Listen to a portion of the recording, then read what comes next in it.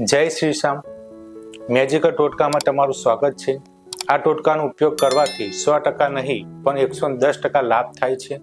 આ બધા ટોટકાથી ઘણાને લાભ થયો છે. જો તમે પણ કરશો તો જરૂરથી તમને પણ લાભ મળશે. તો ચાલો જોઈએ.